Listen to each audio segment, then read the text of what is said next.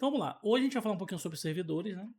Então, para que a gente possa ver algumas formas de poder publicar nossa aplicação, a gente tem um carinha chamado HostGator, mas não é sugestão. Nada que eu vou falar aqui é sugestão para vocês contratarem, né?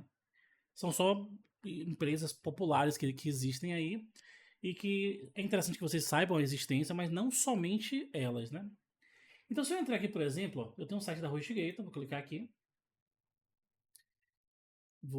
Posso aceitar ou rejeitar aqui, né, tal. Mas deixa eu chegar aqui na página principal deles. Então, na página principal deles, ele tem aqui, ó, tudo para criar sua loja, tudo para criar seu site, tal, tal, tal. E aí ele tem aqui, ó, a partir de R$10,99 por mês, né? E se eu vim aqui em cima, a HostGator, que é uma das empresas que trabalham com computação remota, computação em nuvem, que seja assim, eles têm aqui domínios, ou seja, eu posso registrar um nome para o meu site ali, um endereço para o meu site, para o meu sistema, para o que seja. Eu tenho aqui a opção de hospedagem e sites. Se eu clicar aqui, ó, ele tem todas as opções aqui: hospedagem de site, hospedagem WordPress, revenda de hospedagem, criador de site, construtor de site, servidor VPS, VPS N8N. Eu tenho soluções de e-mail e eu tenho outras soluções aqui: SiteLock, CodeGuard, certificado SSL, hub de ferramentas e uma série de outras coisas. Mas o que é tudo isso, né? Vocês já estudaram redes, né? A maioria de vocês já estudou redes. E vocês viram também o conceito lá em sistemas operacionais de virtualização, né? Sistemas distribuídos também, a gente conversou sobre container, virtualização e tudo mais. Então, basicamente, pensa o seguinte: antigamente, para que a gente pudesse deixar nosso site online, a gente precisava de quê? Ter um computador, e esse computador tinha que estar 24 horas ligado, plugado na internet para que alguém acessasse. Hoje também é assim. Só que antigamente a gente precisava ter esse computador localmente. Quais são as desvantagens de ter esse computador localmente? A internet de nossa casa, uma internet residencial, ela não é tão confiável assim. Eu não tenho redundância. Eu posso ter, mas normalmente a gente não tem redundância. Ou seja, se cair a internet, ferrou. Se cair energia, que a gente também não tem redundância com geradores, nada do tipo, a gente fica sem energia, consequentemente, o computador vai desligar, a gente vai ficar inacessível. Se tiver um incêndio, um assalto, qualquer coisa, ou seja, a gente tem uma série de problemas. Então, algumas empresas começam a falar o seguinte: cara, pega seu computador e traz para minha infraestrutura.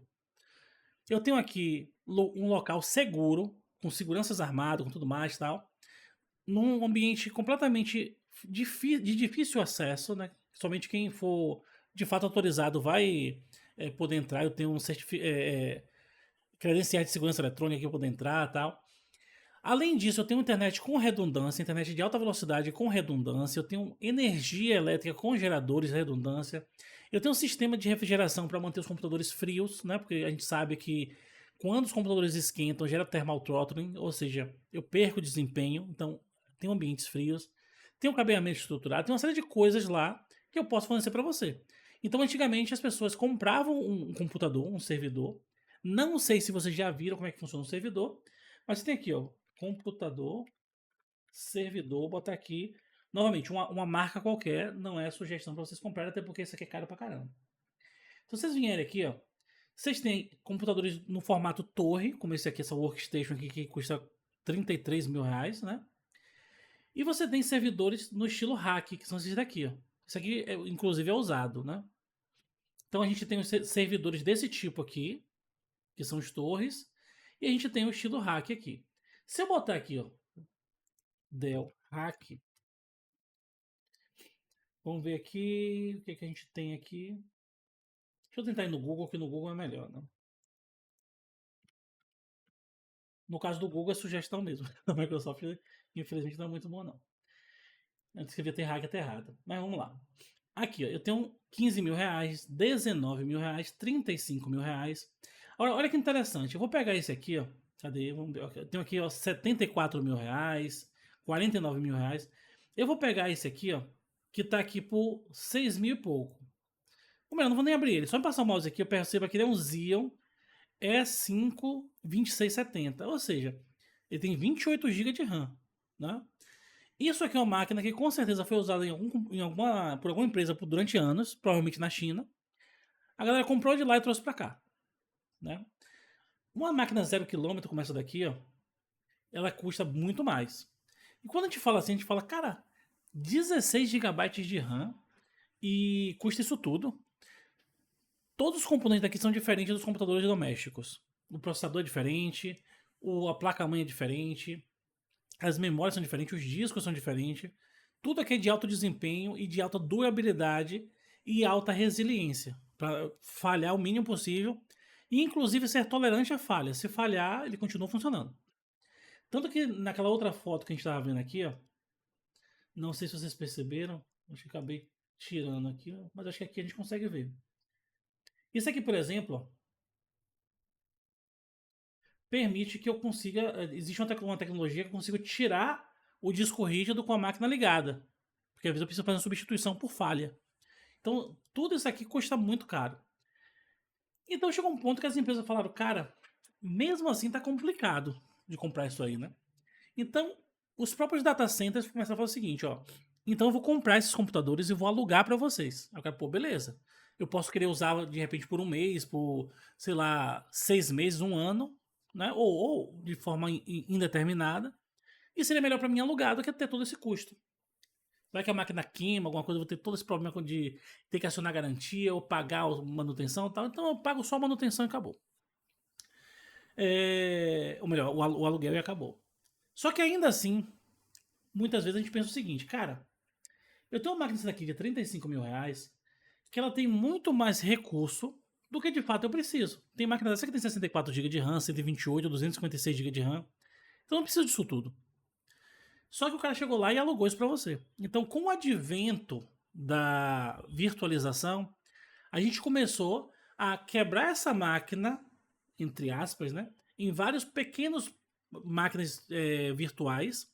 E aí, eu digo o seguinte, cara, com a máquina dessa com 128 GB de RAM, eu consigo fazer, por exemplo, 64 máquinas com 2 GB de RAM.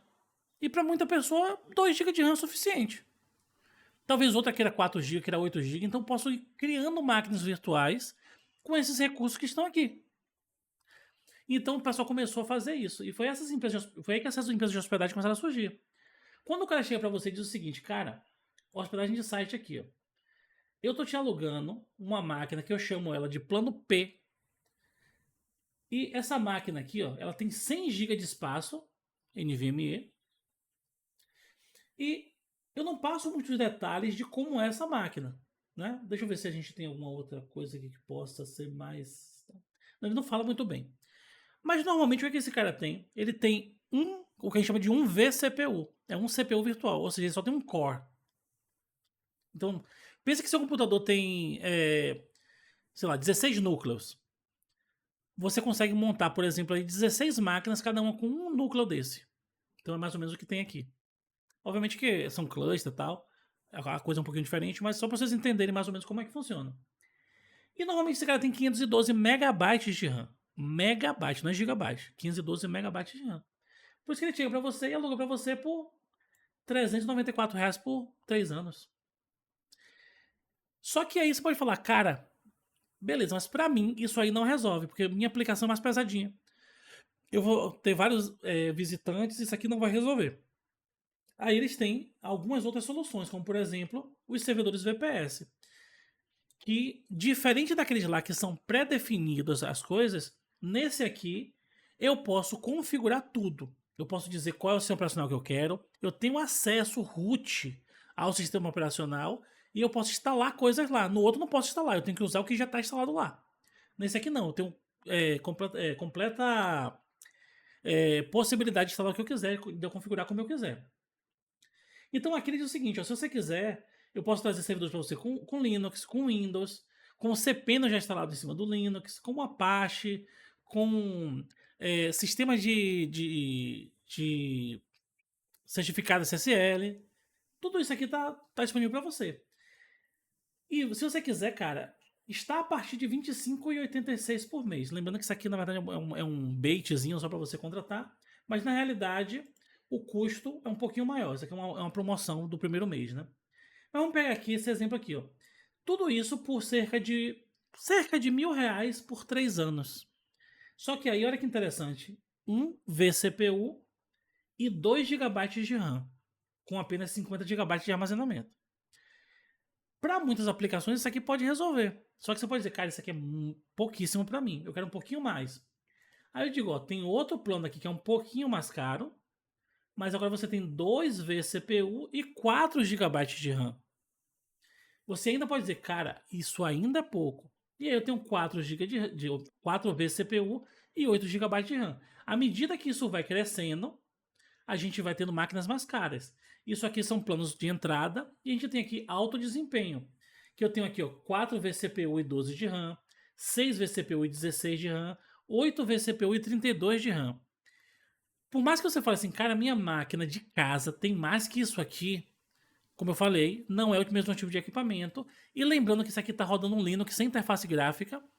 E os softwares, a maioria dos softwares também não tem nem interface gráfica. Então isso aqui dá para fazer muita coisa. Essa máquina aqui suporta muita coisa, muita carga. Só que tem um custo. Você vai pagar aqui cerca de R$ 2.000 por ano. Né? Então é um pouquinho caro, se a gente for para pensar. Entretanto, seria muito mais barato eu comprasse a máquina. Beleza? Até aqui tranquilo?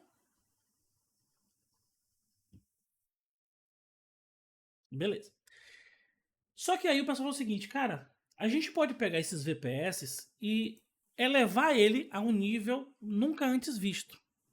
Então começaram a surgir algumas empresas, como por exemplo a AWS. E o que a AWS pensou? Olha, ao invés de simplesmente montar uma máquina virtual que você possa ir lá e gerenciar algumas coisinhas, eu vou criar algumas coisas e fornecer para você como serviço. Então, por exemplo, enquanto lá no VPS você tem que chegar e instalar o MySQL, instalar o Postgres, o Oracle, eu tenho um serviço aqui. Ó, você vem aqui em produtos. Eu tenho aqui produtos, por exemplo, de banco de dados. E eu tenho aqui, por exemplo, o DynamoDB, eu tenho aqui o Aurora, tenho uma série de coisas. Então eu posso chegar aqui, ó, vir aqui em qualquer um desses serviços da AWS, como por exemplo esse RDS aqui. E aqui dentro ele vai dizer para mim o seguinte, cara, com isso aqui, ó, você vai ter alta disponibilidade, você vai poder escolher os mecanismos que você vai utilizar lá dentro, você vai ter uma facilidade maior de gerenciamento, porque eu vou instalar para você, eu vou manter para você, né? Só que isso vai ter um custo, né? Se eu vier aqui, por exemplo, em preço, eu consigo, cadê aqui, ó? Ver aqui o preço para o mecanismo de busca. Ou seja, existe um preço para o Aurora, existe um preço para o MySQL, existe um preço para o Postgres. Eu teria que vir aqui, clicar aqui, para só então vir para minha calculadora de preços. Que está onde aqui? Em algum lugar aqui. Aqui, ó. Eu tenho que escolher, por exemplo, em que lugar vai estar. Se tiver no Brasil, por exemplo, vai ser mais caro, mas a latência vai ser menor. Se tiver em uma região dos Estados Unidos, vai ser um preço e tal. Então, tudo isso vai variando. E aqui eu vou ter a mesma experiência, entre aspas, do VPS. Eu vou poder dizer quanto de CPU eu quero, quanto de memória eu quero, quanto de armazenamento eu quero, que tipo de serviço de backup eu quero. E eles gerenciam tudo isso aqui para mim. Óbvio, não se restringe a isso. Eu tenho, por exemplo, o serviço de computação, como o EC2. Com o EC2 aqui, por exemplo, eu consigo ter, entre aspas, máquinas VPS. Só que eu tenho uma flexibilidade maior. Eu tenho também a possibilidade, aqui na nuvem, de poder criar rotinas automatizadas que dizem o seguinte, cara, se bater, por exemplo,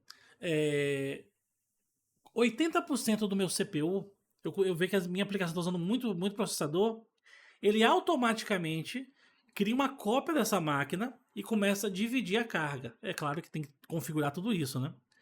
E é claro que você também poderia fazer isso sem a nuvem. Tudo que a nuvem tem, você consegue fazer por fora. Só que aqui eu estou te dando isso como serviço.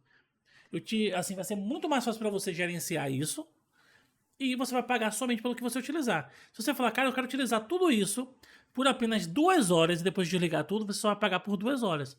Lá aqui na HostGator, por exemplo, eu faço a contratação de 3 anos, de 1 mês, de 6 meses. É diferente o modelo também. E aqui eu tenho vários serviços. Você vem aqui, ó. Você tem diversos serviços aqui de analytics. Tudo isso aqui é um serviço diferente. Integração de aplicações, inteligência artificial, aplicações empresariais, computação. A gente tem aqui experiência do cliente, esse Amazon Connect, banco de dados, ferramenta de desenvolvimento.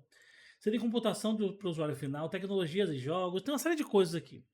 Então a Amazon tem centenas de serviços aqui, a maior parte deles baseado em ferramentas gratuitas que você pode pegar na internet. Beleza? Só que esse cara aqui, se você for estudante, você tem acesso a um ano grátis, mas mesmo que você não seja estudante, você pode com um cartão de crédito procurar aqui por AWS Free Tier. Esse Free Tier aqui da AWS, ele permite aqui, ó, cadê? Aqui, ó. Novos clientes recebem até $200 em créditos e você pode usar, se não me falha a memória, por um ano. Então você pode aqui criar uma conta gratuitamente aqui. Você precisa passar seu cartão de crédito, eles vão cobrar um valor lá simbólico e depois vão estornar esse valor. Ou seja, você não vai pagar e você vai poder usar por um ano grátis. Depois de um ano você desliga tudo, tal, vida que segue, ninguém pagou nada. E com esse cara aqui, ó, a gente pode utilizar praticamente todos os serviços da AWS. Pode utilizar o EC2, que são as máquinas virtuais, S3, que são buckets de storage. A gente pode trabalhar com RDS, que são as ferramentas de banco de dados, MySQL, Postgres e tudo mais. Posso trabalhar com DynamoDB, que é um banco de dados não relacional. E uma série de outras coisas. Aqui, ó, tem outras coisinhas aqui. Esse Lambda, por exemplo, aqui é bem interessante porque você consegue criar, entre aspas, APIs sem servidores. Você consegue simplesmente botar uma função lá, JavaScript ou Python, ou o que seja, e essa função vira uma API para você. Então você consegue trabalhar com o que eles chamam de funções como serviço. Você fornece lá a função e eles vão te cobrar pela quantidade de vezes que você executar aquela função, pela quantidade de tempo de processamento que aquela função ficou ali. Então é bem interessante a AWS. Inclusive, independentemente de você querer ser back-end, front-end, full stack, analista de segurança, sei lá, cientista de dados, qualquer coisa que você queira fazer com computação, é muito importante que vocês tenham pelo menos o conhecimento básico em AWS. E isso, inclusive, diversas empresas aí dão treinamento gratuito ou disponibilizam material para você estudar. A própria AWS disponibiliza também, né? E lembrando, você não precisa masterizar tudo isso aqui. O que é importante você entender? Se você for desenvolvedor, como é que funciona um EC2, um S3, um RDS. Isso aqui já é suficiente para pelo menos o básico. Mas tem aqui soluções de Kubernetes, de enfileiramento, né, processamento assíncrono, tem uma série de coisas aqui que você pode também querer utilizar. Mas se você começar a brincar pelo menos com S2 aqui, um S3 e tal, já é muita coisa. Esses três caras aqui já faz muita coisa para vocês, beleza? Só que no nosso caso, a gente vai utilizar aqui a DigitalOcean, né? Como eu comentei com vocês, se vocês tiverem uma conta na AWS, vocês podem utilizar a AWS. Se vocês tiverem uma conta na Oracle, na Microsoft, no Google, no que seja, qualquer coisa dessa vocês podem utilizar. Inclusive, se vocês ainda não criaram, eu aconselho que criem, né? Vocês podem também procurar aqui por GCP, que é o Google Cloud Platform. E você também pode criar uma conta gratuita no Google para poder utilizar por um tempinho alguns serviços, e o Google também tem esse serviço. Então, todos esses serviços aqui que a AWS tem, o Google também tem, a Microsoft também tem. O que vai mudar é só o nome dos serviços, beleza? Então, uma vez que você esteja logado na sua conta aqui da DigitalOcean, a gente tem aqui, por exemplo, para vocês vai vir tudo em branco, mas aqui a gente tem um conceito um pouquinho diferente. A gente tem um conceito aqui de droplet. Então, né, o que é esse droplet? É como se fosse um VPSzinho. Ou seja, é uma máquina virtual que a gente pode criar e utilizar. No meu caso aqui, por exemplo, esse mês eu já gastei $4,50 nessa maquinazinha aqui. Eu vou subir outra máquina aqui, vou aumentar um pouquinho o meu custo, mas só durante a aula aqui, depois eu excluo tudo e não tem problema. Então, bem baratinho por causa disso, que eu posso fazer um teste por alguns minutos, algumas horas, alguns dias, depois eu excluo. Então, o meu custo vai ser baixinho. Como vocês ganharam um pacote de crédito para poder utilizar, para vocês não vai gerar custo nenhum, beleza? Então, nesse caso aqui, ó, eu já tenho uma máquina Ubuntu rodando. Eu vou criar uma nova. Então, eu vou vir aqui, ó, Create a Droplet. Lembrando que se você tiver na AWS, vai ser o EC2. Se você tiver na Azure, eu não lembro agora o nome, mas eu acho que é máquina virtual, alguma coisa assim, VM, alguma coisa assim. Eu não lembro exatamente como é que é o nome nas outras clouds. Mas sempre vai ter alguma coisa lá de computação. Então ele pergunta para mim aqui o seguinte, Paulo, eu, DigitalOcean, que sou, entre aspas, um concorrente da Amazon, eu tenho servidores em todas essas regiões aqui do mundo. Onde é que você quer utilizar? Eu vou deixar aqui, por exemplo, em São Francisco. Mas qual é a lógica para mim aqui? Abram aí, vou pedir para vocês me ajudarem nisso aí. Abram aí no computador de vocês no Google Maps e veja qual dessas cidades aqui é mais próxima daqui do Brasil. Porque quanto mais próximo é melhor pra gente, né? Com certeza não é Toronto. Com certeza não é Bangalore. Não é Sydney de jeito nenhum, que é do outro lado do mundo. Não é Frankfurt. Não é Londres. E não é Singapura. E nem Amsterdã. Então vai ser uma dessas daqui dos Estados Unidos. E pelo que eu entendo, acho que as três têm praticamente a mesma distância. Não precisa perguntar no Google, não. Por observação você já percebe ali. A variação vai ser muito pouca. Então, pra gente, qualquer uma dessas cidades aqui pode resolver. Vou deixar aqui São Francisco, que ele já sugeriu mesmo, mas poderia ser qualquer outra parte do mundo. Lembrando que quanto mais distante geograficamente de você, mais demorado vai ser para o sinal chegar lá, porque o ping vai ser bem mais demorado. Lembra quando você está jogando videogame lá, jogando o seu joguinho, que o ping tá alto? Uma das coisas pode ser a distância que você tá do servidor.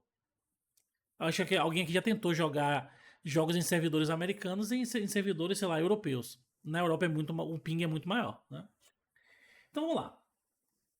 Ele tá dizendo pra mim o seguinte, cara, por enquanto, o que você marcou aqui vai lhe custar $32 por mês. Aí você já se assusta, fala, que zorra é essa? $32 é muito dinheiro.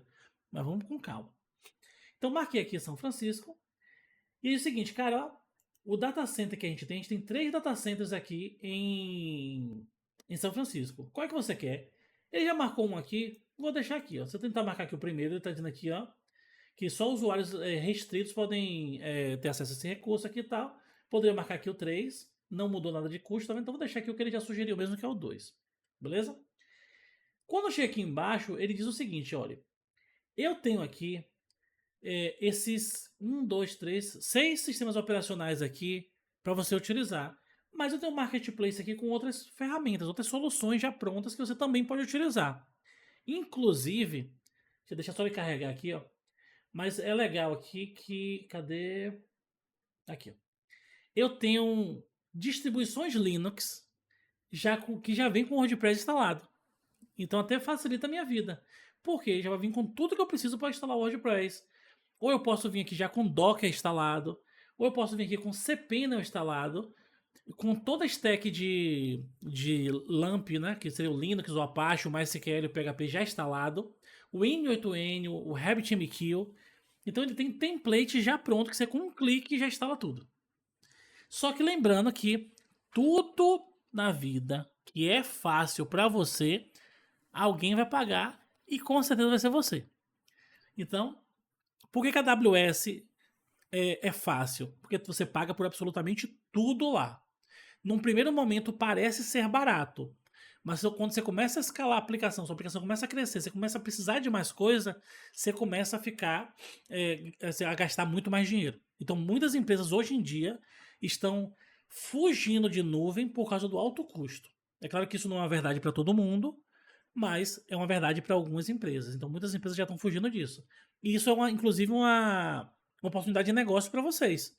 Porque como elas estão fugindo da nuvem, alguém precisa entender como é que instala as coisas sem depender de provedores de nuvem. Isso aqui, por exemplo, gera o que a gente chama de, entre aspas, não é só isso que gera isso, né? Mas que gera o que a gente chama de vendor lock-in. Por você não saber como é que você configura as coisas, você está tão acostumado às facilidades que aquele fornecedor lhe permite, você acaba não aprendendo a fazer nada e você fica dependente dele. Então ele sabe que você vai sempre depender daquilo. Por isso que ele fica o tempo todo fazendo treinamento, fazendo curso, sugerindo que você aprenda tal coisa, trazendo facilidade para você, porque aos poucos você vai ficar dependente disso. E é justamente o que está acontecendo com a IA nesse momento. Se você bem para pensar, se você usa a IA o tempo todo, talvez você já parou pra pensar, cara, eu tô desaprendendo a programar. Eu tô. Às vezes a gente fica com esse sentimento. Porque você tá usando tanta IA que você não pensa mais. Você simplesmente vai lá, começar a fazer, ela já te sugere, faz assim. Aí você olha assim, realmente tá legal. E você vai só aceitando. Então isso pode ser um tiro no pé, porque a gente não sabe como é que essas coisas vão fluir até o futuro, né? Pode chegar num ponto que simplesmente só fique a cara. E aí você vai fazer assim, eu desaprendi, já não tô mais com destreza ali pra programar. Tô dependendo da IA e agora só tem IA cara, eu vou ter que pagar por isso. Então, é uma coisa a se pensar. Inclusive, o plano profissional do ChatGPT não é o. Assim, ele tem um plano premium, vamos dizer assim, um plano pago, que custa US$ 20 por mês, mas o profissional mesmo custa US$ 1.000 por mês. Só pra vocês terem uma ideia. Ou seja, R$ 5.200 por mês. Então é bastante caro. O do Google, por exemplo, o profissional do Google, o profissionalzão lá do Google, custa US$ 1.200 por mês. Então, assim, vai chegar um momento, ou melhor, pode ser que chegue um momento que a gente se ferre nisso aí. Então não dá pra ficar viciado nesse negócio. Então aqui também é a mesma coisa. Em um momento ou outro você pode utilizar isso aqui para facilitar a sua vida, mas entenda que é melhor que você aprenda a instalar. Então eu não vou vir aqui, né? Também tem a opção de imagem customizada, mas eu vim aqui em sistema operacional. Eu posso pegar qualquer um desses daqui. Ó, Fedora, Debian, o meu custo não aumenta. Então vou manter aqui o Ubuntu, que é uma coisa que a gente já está mais acostumado, tem mais tutorial na internet e tudo mais. E ele diz o seguinte, cara, eu tenho algumas versões aqui para você. Tem a versão novinha, que é 25.10 e tal. Qual é que você quer? Ele deixa você instalar desde a versão 22.04 até a 25.10 e essa outra aqui, que é voltada aqui para Machine Learning e AI. No nosso caso, eu vou deixar a 24.04 porque é a mais nova que tem suporte LTS. Esse suporte LTS é um suporte que ele garante que ele vai ficar vários anos, um longo período, te fornecendo atualizações. Então a gente vai manter isso daqui. Apesar que pra gente, pra esse exemplo aqui, não vai fazer a menor diferença, porque a gente só tá brincando aqui. Mas sempre que você for colocar um servidor em produção, opte por essas distribuições LTS, porque a gente não fica mexendo no servidor o tempo todo, né? Então beleza. Aí diz o seguinte, ó. Qual tipo de droplet que você quer? Nesse caso aqui, ó, você pode pegar algo para um propósito geral, ou otimização de CPU, otimização de memória, ou otimizado para armazenamento. No nosso caso aqui, eu vou pegar o básico do básico mesmo. Só que aqui embaixo é que está a pegadinha. Ele sugeriu algo que utiliza aqui um NVMe Premium e está jogando aqui já o meu valor em US$ 32 por mês. Eu posso dizer o seguinte, cara, eu não quero isso aqui. Seria bom, né? Porque é uma máquina mais rápida. Mas eu vou pegar aqui o regular. Quando eu vou pro regular, eu tenho máquinas a partir de US$ 4 por mês. Para vocês aí que tem um plano de vocês aí de brincadeira, vocês podem botar uma máquina mais cara se vocês quiserem. Ou pode pegar a mesma que eu vou utilizar aqui, ó. Perceba que essa aqui, ó, ela tem 512 megabytes de RAM e um CPU, um vCPU. Aí eu lhe pergunto, vocês acham que isso aqui dá para instalar o Ubuntu, um sistema operacional inteiro, o MySQL, o Apache e o PHP? Joga aí no chat o que vocês acham. É, é um sistema operacional, mais 3 aplicações, mais a sua aplicação, com apenas 512 megabytes de RAM.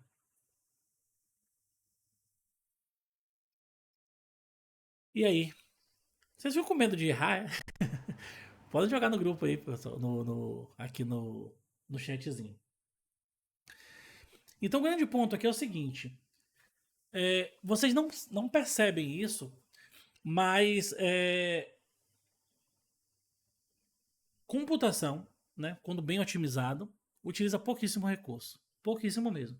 Então, sim, a gente consegue rodar tudo isso com apenas 512 MB de RAM. Até com menos, na verdade, a gente conseguiria. Mas não é interessante que a gente deixe tão pouca memória, porque a gente fica sem sobra nenhuma. Então, para esse exemplo, eu vou pegar essa máquina aqui que custa US$ 6 por mês. Ela tem 1 GB de RAM, que eu já fico com uma sobrinha aqui bem legal para poder trabalhar. Há um tempo atrás, Tiffany aqui, né, que tá aqui com a gente, ela pegou um trabalho para fazer que era para fazer a instalação de uma ferramenta PHP chamada Moodle. Já ouviram falar desse cara aqui? Moodle? O Moodle é uma ferramenta que é utilizada, a gente chama de LMS, como se fosse um gerenciador de educação, né? De portais educacionais. Inclusive, se eu não estou enganado, o portal do aluno da Unime é feito com o Moodle, né? E alguns outros portais de faculdades utilizam o Moodle também. É o nosso famoso AVA, né? Ambiente Virtual de Aprendizagem. Então, ela foi contratada para fazer essa instalação. E na ocasião o cara falou: olha, eu preciso que você instale ela na AWS. E aí eu peguei, tava auxiliando ela aqui e tal. Só que eu nunca tinha mexido com o Moodle. Né? E eu fui bem claro com ele também. Eu falei, eu vou auxiliar ela aqui. Na verdade, ele queria que eu fizesse, mas eu falei, eu tô sem tempo, pede pra Tiffany fazer. E ele fechou um valor lá com ela, pra ela fazer. E eu falei, olha, a gente nunca fez. Eu vou auxiliar ela no que ela tiver dúvida, mas eu vou deixar ela fazer. Né? E aí, durante a instalação, a gente viu que chegou num determinado ponto que não instalava. O servidor simplesmente não aguentava.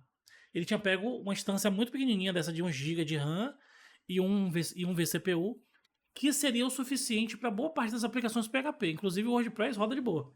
Só que o Moodle, ele tem um processo que roda, se não falha a memória, se Tiffany até me corrija se eu tiver esquecido, né? Tem 15 mil arquivos. Aí nessa parte que ele tá fazendo uma extração lá no negócio, ele trava. E aí o que acontece? A gente teve que aumentar a máquina. Então a gente foi lá, aumentou a máquina para 2 GB de RAM, aí rodou. Aí foi o que eu fiz, eu aumentei a máquina para 2 GB, fiz a instalação, né? Ela fez a instalação, né? Eu auxiliei ela. Depois a gente pegou e voltou para 1 GB de novo. E a aplicação rodou, ou seja, a aplicação consegue rodar com só 1 GB. A instalação aqui, devido a essa quantidade gigantesca de arquivos, e tem os arquivos pesados e tudo mais, é que precisou de um pouquinho mais de memória. Então, até nisso, a cloud nos favorece, né? Que eu consigo ir gerenciando a máquina de acordo com a nossa necessidade. Mas voltando aqui, né? A gente poderia, em algumas situações, precisar de um pouquinho mais de memória, um pouquinho mais de CPU ou menos. Então, a gente tem todas essas possibilidades aqui. O mais legal é que ela já traz também consigo 25 GB de RAM. Ou 25 GB de SSD. Isso aqui é bastante coisa também. Dá para instalar muita coisa nesse espaçozinho aqui, né? Lembrando que esse Ubuntu aqui não é aquele mesmo Ubuntu que a gente baixa e coloca na nossa máquina. Porque aqui não tem desktop environment, não tem uma série de coisas, né? Ele é mais voltado para servidor, é bem enxuto. Inclusive, eu até aconselho vocês depois, por brincadeira, né? Por estudo, que vocês instalem o VirtualBox na máquina de vocês, instalem esse Ubuntu Server e vá configurando ele, fazendo como se fosse um servidor local aí para vocês. É bem interessante, né? Inclusive, é possível, caso você tenha 2 computadores em casa, instalar a máquina virtual com a interface de rede no estilo Bridge, e aí ele ganha um IP de rede, e você pode, a partir de outra máquina, acessar a máquina virtual que está dentro do seu computador principal, né, do seu sistema operacional principal. Se vocês quiserem também, em algum outro momento, a gente faz algumas coisas desse tipo. Então eu vim aqui, seleciono esse cara e diminuo para 6. Eu posso colocar aqui um volume, que é como se fosse um disco rígido, né, um SSD adicional. No nosso caso, não precisa, porque o 25 GB já é suficiente aqui porque a gente vai fazer. Se eu quiser também, isso aqui é bem legal. Eu posso habilitar backup. Óbvio que isso tem um custo. Quando eu habilito isso aqui, ele diz: ó, eu posso fazer backups diários para você. E aí vai ficar. Cada backup vai durar 7 dias. E vai ter um custo de $1,80 por mês. Ou eu posso dizer: ó, eu quero backup semanal. Ele diminui um pouquinho. Vai ficar 1,20 por mês, só que eu só tenho 4 backups por mês, né? Que é um backup por semana. Nesse caso aqui, ó, eu não vou colocar o backup. Eu poderia até configurar aqui o horário do backup e tudo mais. Isso aqui para produção é muito interessante. Por quê? Vamos imaginar que você fez alguma besteira, ou alguém invadiu seu sistema, apagou tal. Você consegue restaurar aqui com esse backup. No nosso caso aqui, como é só para estudo, eu vou também deixar desabilitado.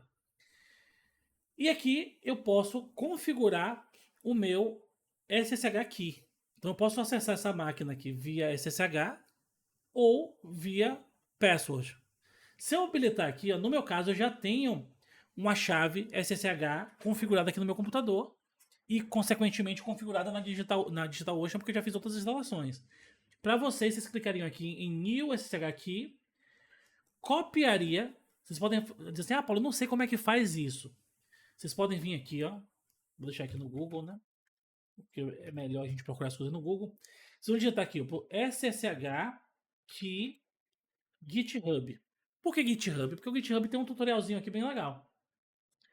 Então você vai simplesmente escolher qual é o sistema operacional que você está usando nesse momento. Pode ser Mac, Windows ou Linux.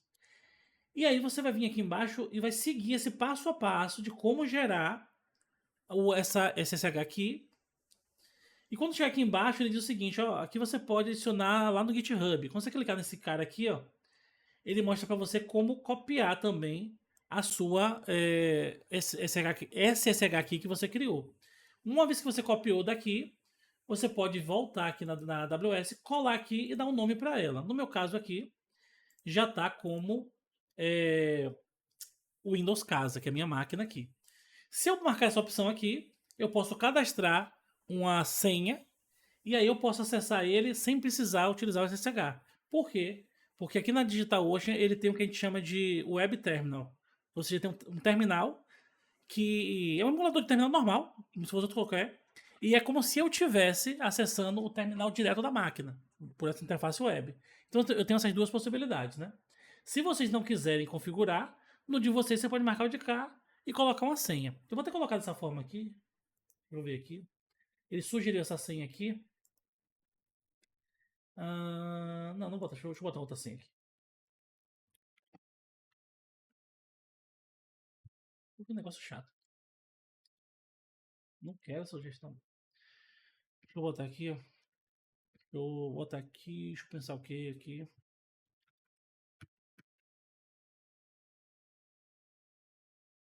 Caramba, tem caractere especial.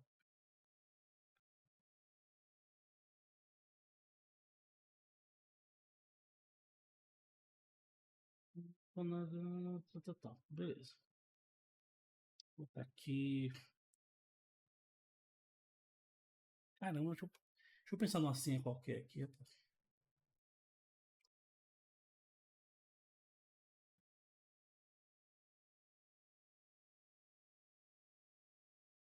Porque que negócio chato. Deixa eu pensar aqui.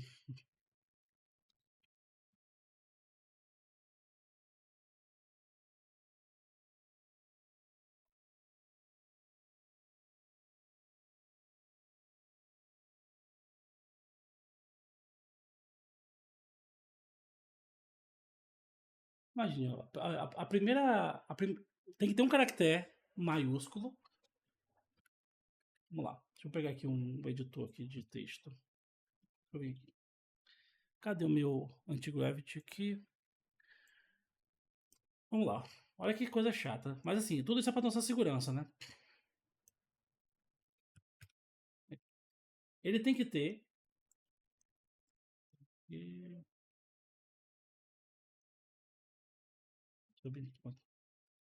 Ele tem que ter aqui, ó. Ao menos 10 caracteres. Tem que ter uma letra maiúscula. Então, botar aqui, ó. Curso @php. E vou botar aqui uma numeração aqui. Vou botar aqui isso aqui. Vou ver se ele vai aceitar isso aqui. Ó, não pode terminar com números. Então você não pode terminar isso aqui. Vou botar aqui AB. E aí funcionou, né? Só que, obviamente, para que vocês não acessem minha máquina, eu vou colocar aqui uma outra senha aqui. Deixa eu trazer isso para cá.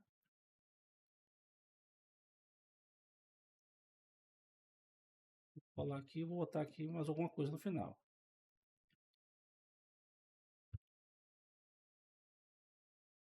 Criar aqui nosso droplet. Eu também posso colocar alerta ou gerenciar banco de dados. No nosso caso, como a gente vai fazer tudo localmente. Vem aqui. Ver se tem mais alguma coisa aqui para baixo. Posso colocar tag para identificar, mas só isso aqui. Mandar criar nossa máquina.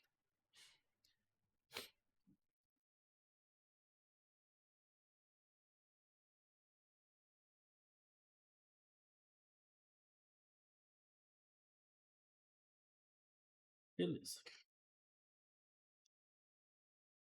Vou ver se ele vai criar aqui.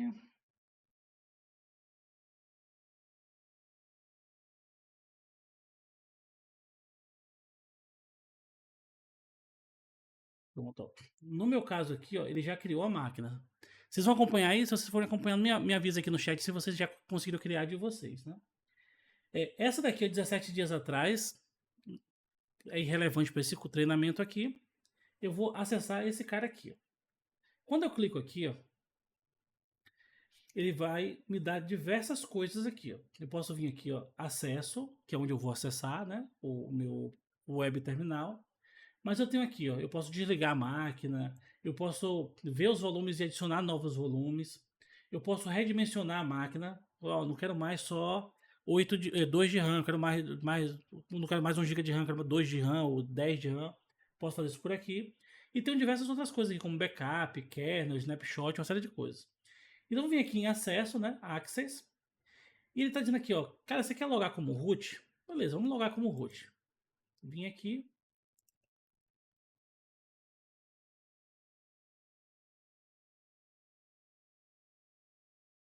E ele já logou na minha máquina. Ó. Se eu der aqui um ls, não traz nada. Se eu der um pwd, ele traz aqui o nosso root.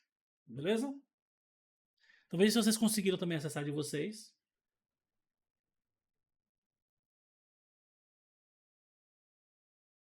O que a gente vai fazer aqui? Ó? Esse cara aqui, ó, ele tem esse IPv4 aqui. Ó. Se eu copiar esse cara, vier aqui no navegador e tentar acessar, ele não vai conseguir acessar nada porque não tem nada nessa máquina, só tem um servidor, certo? Aí o que eu vou fazer? Vou vir aqui e vou botar aqui, ó, LAMP Digital Ocean. Por que eu vou fazer isso? Porque a própria Digital Ocean tem um tutorialzinho ensinando pra gente como é que a gente configura um servidor com o Apache, MySQL e o PHP. E é um tutorial, inclusive, que ele é de maio do ano passado, ou seja, relativamente recente, beleza? Então o que a gente vai fazer aqui? Ó? Ele diz aqui o que é o LAMP, né? O LAMP é o Linux, Apache, MySQL e PHP. Ele explica aqui mais ou menos aqui o Apache, MySQL e tal. Ele diz para você que para você seguir esse tutorial, você precisa do Ubuntu pelo menos na versão 16. E isso aqui é o mais interessante, porque esse tutorial aqui, eles obviamente fizeram para que você use no servidor deles, mas serve para qualquer servidor. Se você seguir passo a passo que está aqui, você pode replicar isso para AWS, para o Google Cloud Platform ou qualquer outro VPS. Porque isso aqui é tudo de Linux. Como eu falei, nada que esses caras trazem é novidade, com exceção dos modelos de contratação e do suporte que eles trazem. Então, descendo mais um pouquinho aqui, ele diz o seguinte, ó. A primeira coisa que a gente vai fazer é instalar o Apache e atualizar o nosso firewall. Então, se eu descer aqui um pouquinho, ele diz o seguinte, ó, cara, como é uma máquina recém-instalada, vamos atualizar ela. Se você não quiser ficar selecionando aqui, é só clicar aqui em Copy. A gente volta lá naquele cara que está numa coisinha separado aqui. E eu vou colar esse comando aqui e dar um Enter. Isso aqui está atualizando nossa lista de repositório e tudo mais, né? Então vou vir aqui de novo, já fiz a primeira coisa. A segunda coisa que ele fala é agora a gente pode instalar o Apache. Então vou dar aqui um sudo apt install Apache 2. Então copiei aqui, vou voltar aqui também e vou colar. Ele está perguntando, ele está dizendo o seguinte, cara, isso aqui vai ocupar esse espaço aqui, ó. Você quer concordar com isso? No Ubuntu, sempre que eu tenho duas opções aqui e uma delas está em maiúscula, significa que se eu der Enter, o que ele vai aceitar é a maiúscula. Ou seja, se eu der um Enter, ele vai aceitar o sim, que é o yes. Então, sim.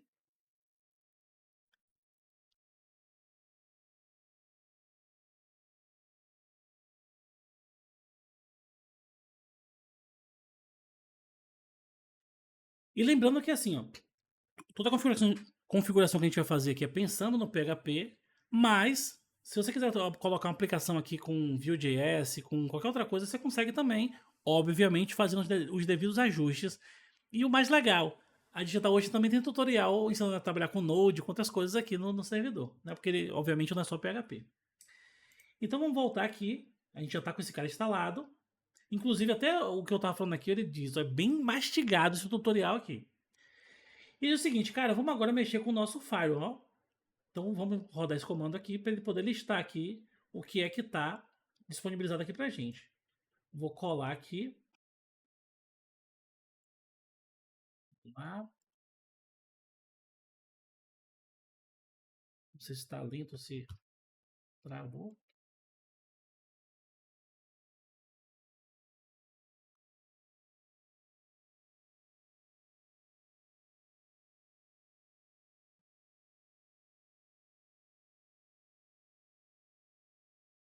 Eu vou fechar aqui e abrir de novo, né? Vai dar uma travada ali. Vou lançar mais uma vez. O processo que a gente já fez ali não perde não, pode ficar tranquilo.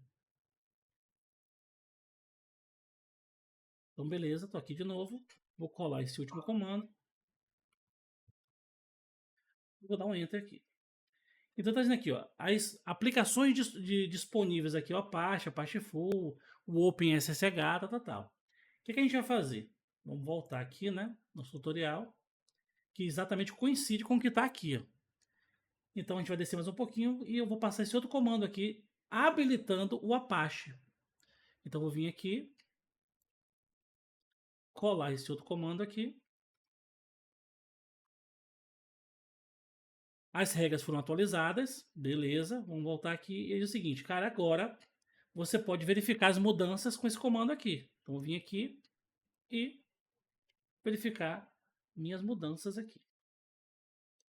E está dizendo que o status é inativo, ou seja, o meu servidor, o meu firewall não está ativado. Vamos ver o que ele sugere aqui. Ele está dizendo que deveria estar desse jeito aqui. Então, em algum local aqui, a gente deveria ter ativado ele. Não, ele tá sugerindo que já estivesse ativado. Então, o que a gente pode fazer aqui? Se não me falha a memória, para ativar, é só rodar isso aqui. Opa! Só que start. Não, enable. Deixa eu ver aqui. Enable. Aqui, como não tá maiúsculo, tem que digitar assim. Beleza. Agora vamos de novo rodar ali opa, o status. Agora ele já passou aqui que está habilitado, né, para o Apache V6. Então, show de bola. Vamos voltar aqui mais embaixo. Ele está dizendo o seguinte: agora você já pode acessar diretamente o seu IP. Então vamos vir aqui, tentar recarregar aqui. E olha, nossa primeira página HTML já está sendo fornecida a partir do nosso VPS, né? Nossa máquina cloud aqui. E aí, quem que está seguindo aí? Me digam aí se vocês conseguiram chegar nessa tela aí. Caso, obviamente, estejam seguindo, né?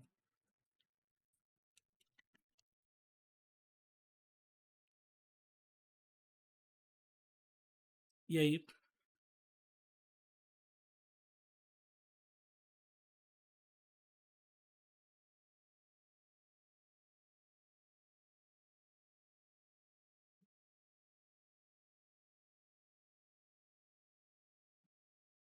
beleza, não tem problema. Beleza. Para ativar o Apache é o enable. Você vai rodar aquele comandinho aqui, ó. A gente rodou aqui, cadê? Esse aqui, ó. Sudo ufw enable. Beleza? Então vamos seguindo aqui. A gente já tem ali uma aplicação. Ou melhor, a nossa aplicação Apache rodando. Uma coisa legal aqui é o seguinte, ó. Ele está dizendo aqui para mim o seguinte, cara. Essa página que você está visualizando aqui, ela está dentro de var www. Então a gente pode vir aqui, ó, e tentar acessar essa página. Posso vir aqui, ó, e dizer o seguinte, cara. Vamos acessar aqui, ó, cd /var /www. Se eu der um ls aqui, ó, ele tem essa pastinha HTML. Vou entrar nessa pasta HTML. E se eu vir aqui, ó, eu tenho esse arquivo index.html, que é o arquivozinho do Apache, certo? O que eu poderia fazer aqui, ó? Eu poderia vir aqui e dizer, cara, vamos criar aqui, ó. Deixa eu ver se eu tenho um nano instalado. Nano PHP, olha, nano curso underline php.html. Vou vir aqui e vou digitar qualquer coisa aqui, ó. Teste curso. Só isso aqui, não botei tag HTML nem nada. Vou dar um Ctrl O para salvar. Vou aceitar dando Enter. E vou dar um Ctrl X para sair. Se eu der um ls aqui agora, ele criou esse arquivinho curso.php.html. O que a gente vai fazer aqui agora? Vou aqui no navegador, na verdade no navegador de cá, e vou botar aqui no final /curso_php.html. E apareceu aqui pra gente. Ou seja, se eu tivesse um site na minha máquina, eu poderia transferir todo esse site para lá que funcionaria. Obviamente se fosse um site HTML. Beleza? Então vamos seguindo lá com o tutorial. Vou voltar aqui. E ele diz o seguinte aqui pra gente, ó. Se você não sabe qual é o seu IP, você pode rodar esse comando aqui para acessar o IP da máquina. O que não faz muito sentido, visto que você está dentro do seu painel da VPS, a VPS ou Cloud vai te dizer qual é o seu IP. Ou se você estiver acessando via SSH, você também vai saber o seu IP, porque você usou o IP para poder acessar, né? Mas se você por algum motivo precisar, é só copiar esse comando, colar lá que ele vai te dizer qual é o seu IP. Beleza? Ele tá, vamos lá, aqui. Ele tá dizendo, vamos instalar agora o MySQL. Então, ele tem esse comandinho aqui. Vou vir aqui no copy. Posso diretamente de dentro dessa pasta, não tem problema. Rodar. Que aqui é uma instalação global. Mesma coisa, está dizendo que vai precisar de 243 megabytes do SSD. Só dá Enter aqui.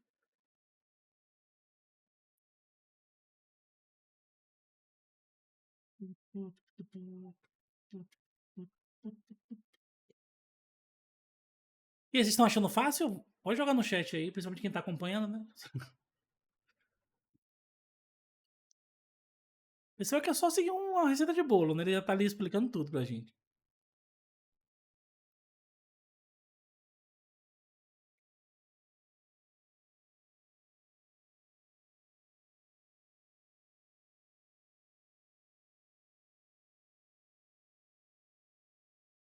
Lembrando que se eu tivesse pego uma imagem já pronta, já tava com isso aqui tudo instalado, né? Beleza. Sempre que ele volta para isso aqui, ó, significa que ele já terminou o processo, né? Então vamos voltar aqui. E o próximo passo que ele está dizendo é o seguinte: que desde 2022 teve umas alterações aqui e tal. Ele falou sobre um comando chamado MySQL Secure Installation e tal. Mas vamos rodar esse comando aqui de baixo, né? Vou vir aqui colar. Nossa versão mais nova mesmo. Então. Aí ele vai perguntar o seguinte, cara. A gente tem um componente de senhas. Ou seja, o nosso MySQL, obviamente, precisa de uma senha para poder funcionar. Aí é o seguinte. Você quer... mas que... Cadê? Você pode usar bastante. Você quer gerenciar essas senhas mais seguras e tal? Beleza, eu quero. Então eu vou simplesmente vir aqui e dizer sim. Ali, show de bola. Então, que tipo de senha você quer? Você pode ter uma senha de baixa segurança, de média segurança ou de uma segurança brutal. Com a baixa segurança, ele tem que ter simplesmente mais do que 8 dígitos. Só isso aqui já é suficiente. De média segurança, ele tem que ter mais de 8 dígitos. No caso, maior ou igual que 8 dígitos. Tem que ter números. Tem que ter letras com caixa alta e caixa baixa. E caracteres especiais na senha. E o brutal, né? Além de ter tudo isso, tem que ter ainda um arquivo para poder gerenciar essa senha, né? Normalmente a gente utiliza o medium ou o forte, né? O baixo a gente nunca utiliza. Então nesse caso aqui eu vou utilizar o médio só para a gente poder ter uma senha que faça sentido para a gente. Vou vir aqui, ou melhor, para facilitar a nossa vida, eu vou botar aqui o low, porque a gente já viu que ficar gerando essa senha cheia de coisa que é complicado. Mas lembre-se que na vida real a gente tem que utilizar o medium ou o strong, beleza? Então vou botar aqui 0. E ele diz o seguinte, beleza. Você quer remover os usuários anônimos? Como eu estou em produção, sim, eu quero. Então, qualquer tipo de usuário anônimo que tiver no banco vai ser removido. Você quer desabilitar acesso root remoto? O que é que isso quer dizer? Eu posso acessar minha máquina, que está remotamente, ao servidor da DigitalOcean, certo? Eu estou aqui na Bahia, o DigitalOcean está lá nos Estados Unidos, eu estou acessando remotamente. Só que ele está dizendo aqui é o seguinte, não é a máquina do DigitalOcean, é o MySQL. Ah, Paulo, então eu não posso acessar o root do servidor MySQL pela minha máquina aqui? Você pode, desde que você esteja conectado via SSH. O que você não pode fazer é conectar diretamente no MySQL por esse usuário root. É isso que eu vou desabilitar aqui. Então, sim, eu quero desabilitar esse usuário root. E aí diz o seguinte, ó. Quando o banco de dados é instalado, vem umas bases de dados de teste lá tal. Você quer remover também? Vamos remover também. Então, sim, também. E beleza, agora que tudo foi feito, você quer recarregar todos os privilégios e tal? Sim, eu quero recarregar tudo para que tudo que eu fiz aqui é, entre em vigor, né? Então, beleza, tudo feito. Show de bola, está tudo feito, tá tudo feito. Vamos seguir nossa vida. Eu poderia já configurar banco aqui, fazer uma série de coisas, mas ele não, ó. Cara, simplesmente vamos seguir nossa vida. Ele diz aqui, ó. Inclusive, tudo que eu expliquei ali, ele tá passando aqui o passo a passo, né? Das coisinhas ali que aparecem. Como eu falei, esse tutorial aqui é uma mãe para você. Então, se você quer configurar PHP, guarda esse tutorial aqui para você. Não guarda necessariamente o texto, né? Guarda o link porque eles estão sempre atualizando. Então, guarda esse tutorial aqui para vocês que é bem de boa. Ele até diz o seguinte, ó, se você quiser acessar o MySQL agora para ver se ele está funcionando mesmo, é só dar um sudo MySQL. Então, vou copiar aqui e vou dar um sudo MySQL. E ó, entrou aqui. Se eu botar aqui um show databases, ele diz aqui, ó, eu tenho essas tabelas aqui, esses bancos de dados aqui. Então poderia ter, coletar informações ou criar novos bancos aqui. Então vou sair desse cara aqui, beleza. Vamos seguir o nosso tutorial. O próximo passo que ele dá aqui é o seguinte. Vamos instalar agora o PHP. Então vou vir aqui, ó, e rodar esse comandinho aqui, porque ele já vai instalar para a gente o PHP juntamente com esse lib apache 2 mod PHP. E também vai instalar o PHP MySQL. O que são esses caras? Eu achei que alguém perguntou aqui se eu iria instalar o Nginx, não foi? Algum de vocês aqui perguntou. Se der tempo, a gente faz a instalação. Porque a gente também tem um tutorial aqui ensinando a como utilizar como é que se diz? O Nginx. E é tão simples quanto, porque a única coisa que você vai fazer diferente é o seguinte: o que a gente procurou aqui? A gente procurou por LAMP DigitalOcean, né? A única diferença que você vai colocar aqui é trocar o A pelo E, vai ficar LAMP DigitalOcean. E aí, quando você vem aqui, ele já tem esse tutorial do Nginx logo aqui, ó, LAMP DigitalOcean. A diferença é que ao invés do Apache, ele utiliza o Nginx e o PHP, ao invés de estar em mod PHP, ele vai estar em modo PHP CLI. Mas tá tudo aqui, ó. Ah, não, não é esse tutorial não, peraí. Esse aqui é esse aqui, ó. Esse outro aqui de baixo. Deixa eu ver se é o mesmo. Não, aqui é o aplicativo. Me perdoem. Esse aqui. É esse aqui. Então, ó, a única diferença é que, ao invés do Apache, ele está em Nginx. Então aqui, ó. Perceba que o passo a passo começa igual, mas a primeira coisa que ele mandou a gente fazer lá foi o quê? Atualizar o sistema, né? E instalar o Apache. Agora ele está mandando atualizar o sistema e instalar o Nginx. Tanto que em algum momento aqui, um pouquinho mais para baixo, a gente também vai acessar aqui, só que essa é a tela do Nginx, é um pouquinho diferente. Então, se não der tempo, sendo bem sincero com vocês, eu acho que não vai dar, porque a gente tem mais coisa para fazer ainda da aplicação, né, tal. Vou deixar aqui o tutorial para vocês, que fica até como dica para vocês brincarem com o DigitalOcean. Aproveita que vocês pegaram esse bônus aí, vai instalando coisa aí. Beleza? Instala uma dica que eu dou para vocês. Instala esse cara. Sobe também uma máquina simples, com aplicação bem simples, Python. Sobe outra com Express lá no Node.js. Sobe uma, de repente, com React, alguma coisa.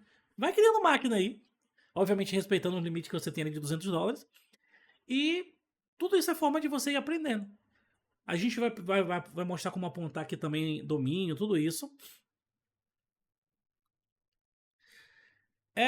Na verdade, Irã, você pode instalar, como eu falei, dá para instalar bem mais de uma máquina. Então você pode instalar com Apache, com Nginx, usa Java também, faz o que vocês quiserem aí. É importante para vocês verem como é que funciona. Então, se você quiser, obviamente, criar mais de uma máquina com Nginx, fazer load balance, o que você quiser aí, tá dentro dos $200, vai fazendo, beleza?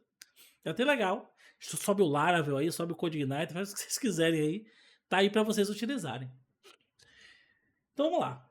Eu tô seguindo esse modo aqui porque esse modo é o mais fácil que tem. O Nginx, ele é fácil também. Só que o Apache é ainda mais fácil. Por isso que a gente está seguindo por esse aqui. Só que eu já vou adiantar para vocês, certo? O mercado hoje, não é que o mercado não use Apache. O mercado hoje abraçou o Nginx porque o Nginx ele é melhor em alguns aspectos. Mas muitas aplicações ainda usam Apache. E o Apache, obviamente, tá vendo o Nginx crescendo, não ia ficar parado. E ele continuou evoluindo. Então o Apache é muito melhor do que o Apache do passado. No passado não fazia nem sentido mais usar o Apache. Porque o Nginx é muito melhor. Só que o Apache viu aquilo e foi atualizando, então hoje é bem pau a pau, né? Só que o que a galera não usa mais em aplicações maiores é isso aqui, ó. É essa biblioteca aqui, esse modo de conexão com PHP, que é o libapache. Por quê?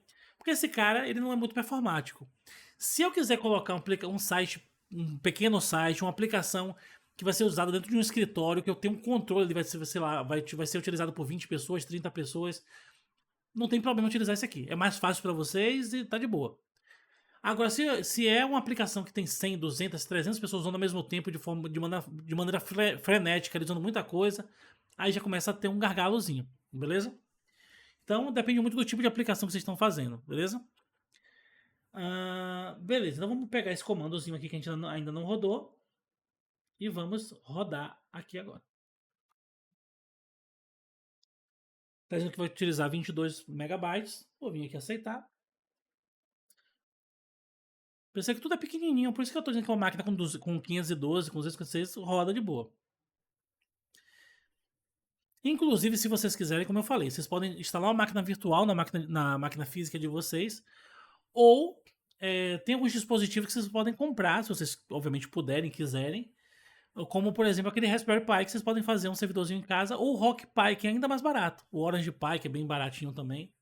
Vocês conseguem fazer tudo isso aqui, inclusive criar servidores de bloqueio de anúncio, um monte de coisa com essas plaquinhas aí que são bem baratinhas.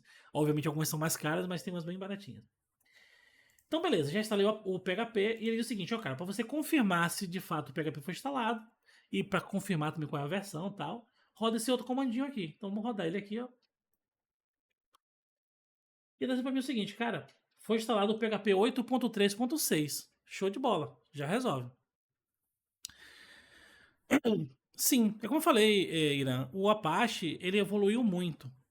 O lance do Nginx é que ele já surgiu como uma alternativa bem legal para trabalhar com requisições simultâneas. Quando tinha uma porrada de requisição simultânea, o Nginx se comportava muito bem. Mas hoje em dia o Apache também se comporta muito bem. Como eu comentei com vocês, essa é a forma mais fácil de fazer e ela serve sim para muito tipo de aplicação pequena. Mas eu estou deixando bem claro, aplicação pequena. Aplicações maiores podem usar Apache, mas corra desse modo aqui. Você pode trabalhar com PHP FPM da mesma forma como o Nginx está trabalhando aqui. Ou seja, o Nginx está funcionando como um proxy reverso. Você pode também fazer com que o Apache funcione dessa forma, certo? Mas dessa forma aqui com o mod PHP é que ele é bem limitado. Mas vamos lá. Vamos agora vir aqui, ó, e acessar esse arquivinho aqui. Por que a gente vai acessar esse arquivinho? Deixa eu colar aqui. Esse arquivo é o arquivo de configuração do Apache. Um dos arquivos de configuração do Apache. Então ele diz o seguinte, cara. O tipo de aplicação de arquivo que eu suporto aqui é HTML, CGI, PL, PHP, XHTML, HTML. Só que o que é que eu vou fazer aqui? Quando alguém acessar a aplicação, eu primeiro vou procurar por um arquivo index.html. Se eu não achar, eu vou procurar por um arquivo index.cgi. Se eu não achar, eu vou procurar por um index.pl. Se eu não achar, eu vou procurar um index.php. E assim sucessivamente.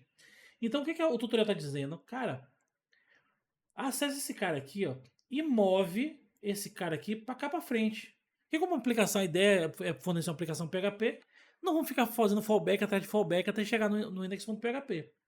Então a gente vai vir aqui, ó, vamos copiar esse cara daqui. Copiar. Lembrando que aqui é Linux, né? Não é do mesmo jeito.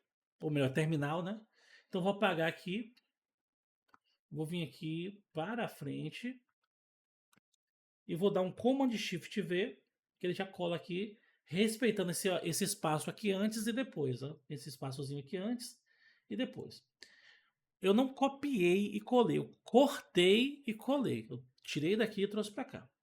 Vou vir aqui, Ctrl O para salvar, aceitei, e Ctrl X para sair. Vou voltar no tutorial para a gente ver o que mais a gente precisa fazer. São vários passos, mas tudo simplesinho e tem um passo a passo aqui. É muito difícil que a gente se perca. Então, beleza, tá aqui. Você pode dizer, Paulo, estava um pouquinho diferente ali. Pode variar de uma versão para outra, mas é bem tranquilo. Pode seguir o que está aqui. Uma vez que a gente alterou um arquivo de configuração do Apache, ele diz o seguinte: você precisa restartar o Apache para que essa nova alteração que você fez entre em vigor. Então vou copiar aqui, vou colar aqui e restartar. Beleza? O Linux ele não tende a dizer, ó, Paulo, deu certo. Ele simplesmente diz o seguinte, ó, se eu não falei que deu errado, pode considerar que deu certo. Então aqui já reiniciou meu servidor. Vou vir aqui de novo no meu tutorial e ele pede para eu visualizar o status do Apache, caso eu queira, para ver se nada deu errado, né? Só para confirmar mesmo. Então vou vir aqui, ó, colar esse cara e ele vai mostrar pra gente aqui, ó, o Apache está ativo e rodando. Active and running. Beleza. Para sair disso aqui, posso dar um Ctrl C, que eu volto para o terminal. O terminal vai ficar travado ali, é só dar um Ctrl C que ele volta. Beleza. Isso não derruba o Apache, só vai sair daquele modo que a gente estava vendo ali. Beleza. Ele até falou que você pode também apertar a tecla Q, que ele vai sair também. Então diz o seguinte, ó, você pode querer instalar extensões opcionais, né? E ele diz aqui um comando para você visualizar as extensões e tal. Por hora a gente não vai instalar nenhuma extensão, a gente precisa, mas a gente não vai instalar nenhuma. O que eu vou fazer aqui é verificar isso aqui, ó. Vou vir aqui, verificar se o modo CLI do PHP está funcionando aqui. Então, ele mostrou aqui pra gente, beleza. Na verdade não está funcionando, está disponível, beleza. Eu posso vir aqui, ó. Deixa eu ver aqui se ele vai mostrar pra gente aqui. Ele não deu sugestões de extensões do PHP, mas tem algumas que são bem comuns. Como eu não lembro todas de cabeça, eu sei que a gente tem o MB Script, o curl, a gente tem várias. A gente pode fazer simplesmente o seguinte, ó. Quais as principais extensões do PHP que preciso instalar em um servidor de produção? Vamos ver aqui, ó. Ele botou aqui, ó. PDO, GD, tal. Vamos ver se ele tem aqui algum textinho. Porque se tiver algum textinho, eu só faço copiar e colar. Melhor ainda pra gente. Sou preguiçoso. Isso aqui, na verdade, é o arquivo de configuração do PHP, né? Ele está mostrando como habilitar as extensões. Ele acabou não tendo aqui, né? Deixa eu voltar aqui.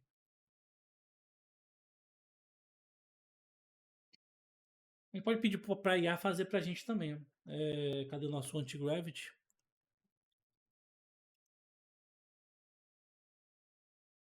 Ó, gere.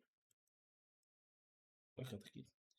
Gere um comando para instalar no Linux as principais extensões do PHP em produção. Vixe, travei de novo. Vou pausar aqui a gravação.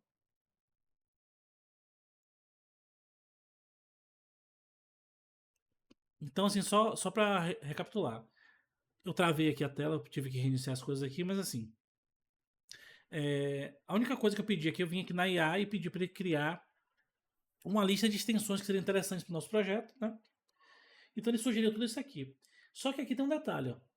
Ele tá dando aqui o sul da PT install. Tudo que tá aqui tá como 8.2, só que a gente tá usando o 8.3. Então vou ter que corrigir aqui, né? 8.3. E ele jogou aqui tudo como 8.3.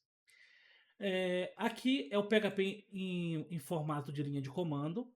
Esse PHP CLI. Aqui é o FPM, a gente não vai precisar do FPM, posso ter tirado aqui. O common eu vou deixar. O PHP MySQL eu vou deixar. O zip eu vou deixar. GD, MBScript, tal. Esse daqui eu nem preciso, na verdade, mas eu vou deixar. O OpenCast eu vou deixar também. Então, vou pegar esses caras aqui. Vou colar, obviamente, para vocês aqui, para vocês poderem deixar guardadinho para vocês fazerem aí também.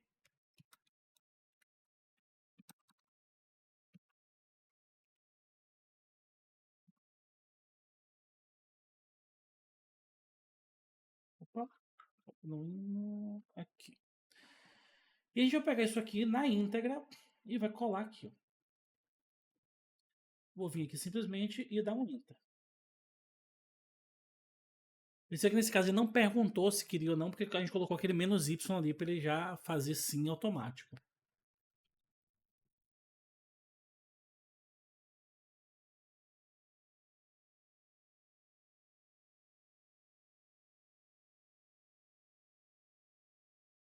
Ah, perceba que mesmo eu estava no várias extensões foi bem rapidinho, né? Vou vir aqui de novo. E deixa eu ver aqui. Ele diz o seguinte, cara, vamos criar agora um diretório para a nossa aplicação. Então, beleza, vamos aqui e vamos fazer o seguinte. Depois a gente vai ver um jeito bem legal de fazer a instalação da nossa aplicação, mas vamos fazer aqui só uma aplicação de exemplo mesmo. Eu estou dentro da parte da HTML, eu vou subir um nível. Por quê? Porque ele está pedindo para eu criar meu diretório dentro de www e não dentro de HTML. Então eu vou vir aqui, ó, e vou criar aqui o mkdir app1, porque não vai ser a nossa pasta definitiva. Ele criou aqui nossa pasta. E ele está pedindo para eu dar uma permissão para o meu usuário atual para essa pasta. Então eu vim aqui, ó, rodar esse comando aqui, vou colar, mas eu não vou simplesmente rodar o que está sugerido aqui. Ó. Eu vou apagar essa parte aqui, vou deixar só o app1. Beleza. Se eu vier aqui agora e der um ll, perceba que o app1 pertence ao meu usuário root. Beleza? Então, show de bola. Vamos vir aqui. E ele está mandando eu criar esse arquivinho aqui, ó. Que vai ser, obviamente, aqui o app1, né? Então, copiar. Vou colar aqui. E vamos mudar aqui, ó. Só essa parte aqui do your domain. Vou apagar aqui. Vou apagar tudo isso aqui. E vou botar app1.conf.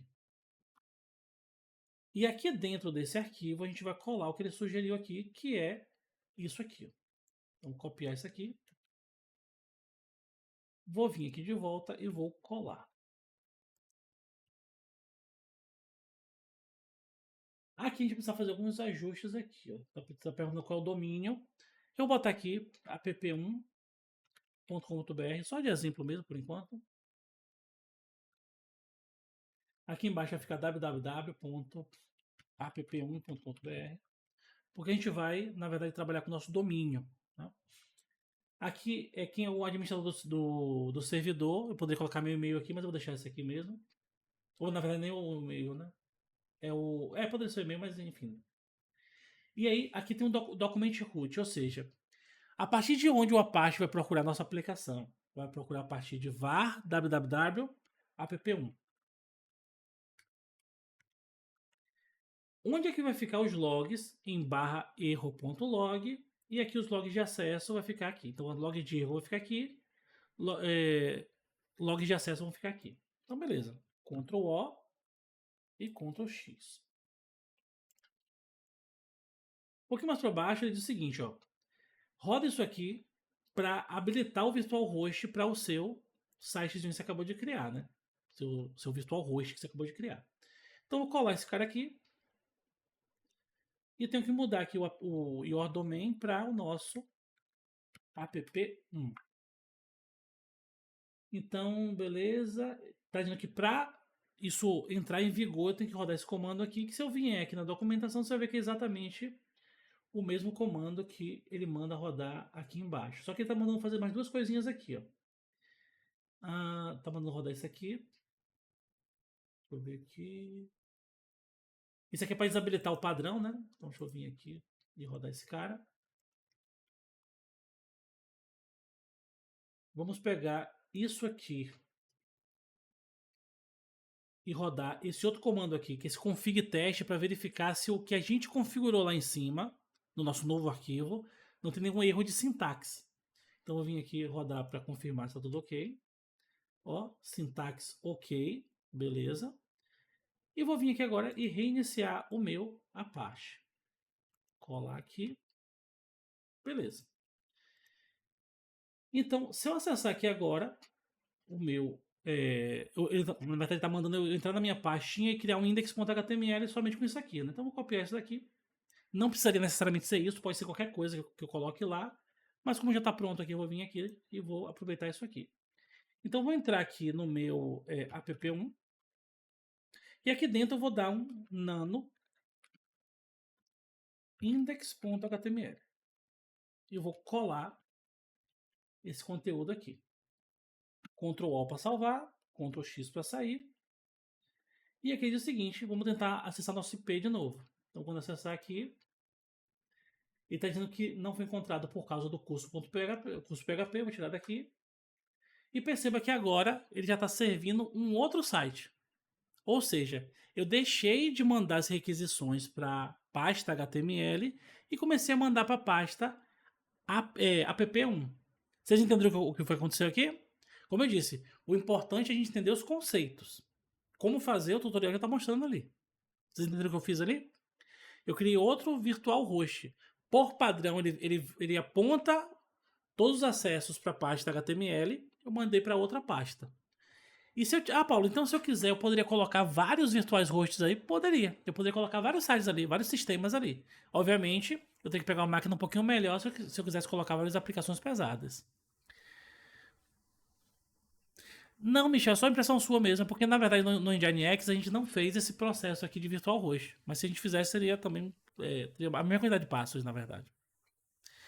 O virtual host é o seguinte, Pablo, como eu comentei, essas empresas começaram a fazer, assim, comprar servidores, criar máquinas virtuais e ficar distribuindo, alugando, né, essas máquinas virtuais.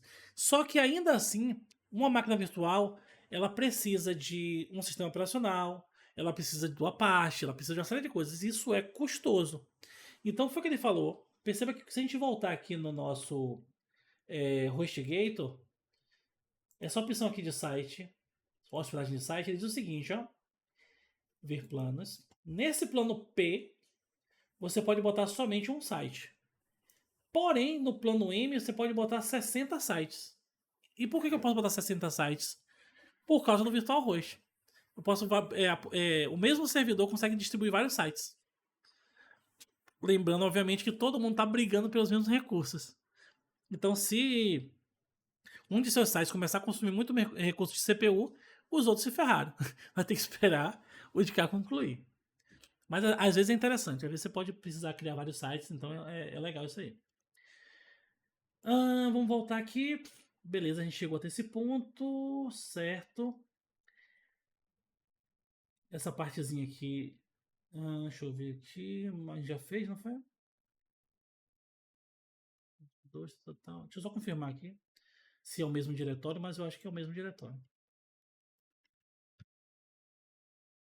Já tá certinho. Então não preciso fazer essa parte. Só dar um Ctrl X para sair. E aqui, ó, também não preciso fazer isso aqui, né? Porque só eu precisaria fazer isso aqui se aqui eu tivesse feito alguma alteração. E aí é o seguinte, cara, vamos agora criar um arquivo PHP para ver se realmente esse servidor já está suportando arquivos PHP. E para isso, ó, vamos rodar simplesmente, ou melhor, cadastrar um arquivo com a função php.info, que ela gera uma página HTML com informações do PHP. Páginas como essa não deveriam nunca estar disponíveis na web, né? A gente vai colocar aqui só para a gente testar, depois a gente vai apagar. Então, dentro dessa pasta aqui, eu só tenho o meu index.html. O que eu vou fazer agora? Nano phpinfo.php. E aqui dentro eu vou colar esse conteúdo aqui. Ctrl O para salvar, Ctrl X para sair. Se tudo correu bem, eu preciso simplesmente vir aqui de novo no meu domínio e botar um /phpinfo.php. E ele mostra isso aqui pra gente. Ou seja, ele mostra qual é a versão. Por que esse cara é perigoso deixar aqui exposto, né? Porque se alguém acessar isso aqui, obviamente que nesse momento está como IP. Seria muita coincidência alguém conseguir encontrar isso aqui, né? E mesmo que encontre, a gente vai fazer modificações aqui e tal. Então, não é interessante. Ou não seria problema. Mas no ambiente normal, você teria um IP, um domínio aqui na frente. Por exemplo, www.pablo.com.br. E aí a pessoa pode ficar testando, botar aqui php.info, info.php, pode ficar testando coisas e acabar caindo no arquivo desse aqui. Então é interessante que a gente, depois que veja isso aqui, a gente remova.